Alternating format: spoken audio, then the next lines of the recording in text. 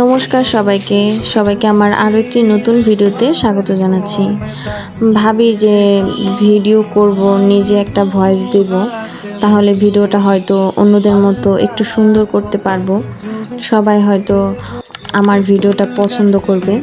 কিন্তু না, এখানে অনেক সমস্যা আছে যে আমি এরকম ভিডিও করে দেখে অনেক মানুষের অনেক মাথা ব্যথা।